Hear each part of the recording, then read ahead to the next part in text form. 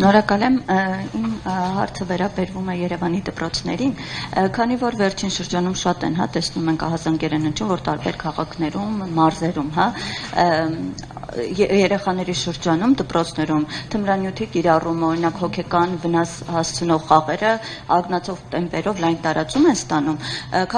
Երևանում այս մասով ինչ պատկեր է, քաղաքապետարանը արդյոք տիրապետում է իրավիճակին ու այս մասով ինչ կանխարգելիչ միջոցառումներ են իրականացվում, եւ մյուս հարցս ամեն դեպքում, քանի որ պարոն Ավինյանը նաեւ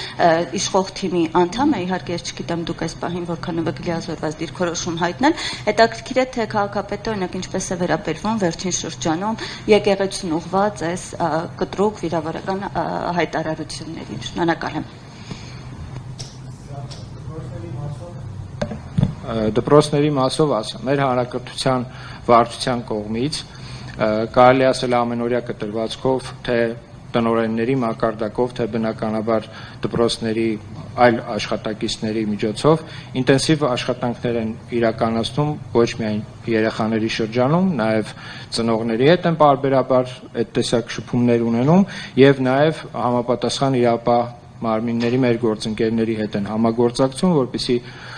կանխարգելիչ եւ ոչ միայն կանխարգելիչ միջոցառումների միջոցով հնարավորինս հանրակրթական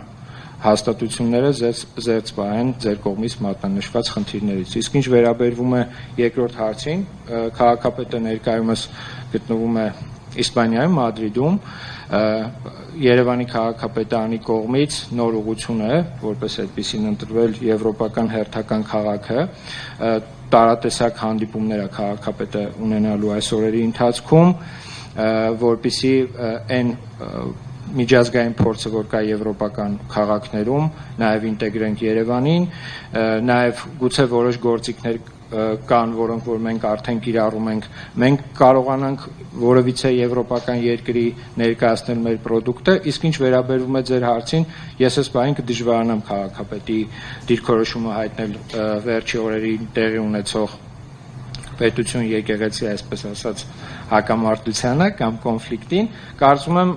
առաջիկայում հնարավորություն կլինի այդ հարցը ուղղելու անձամբ քաղաքապետին։ Շնորհակալ եմ։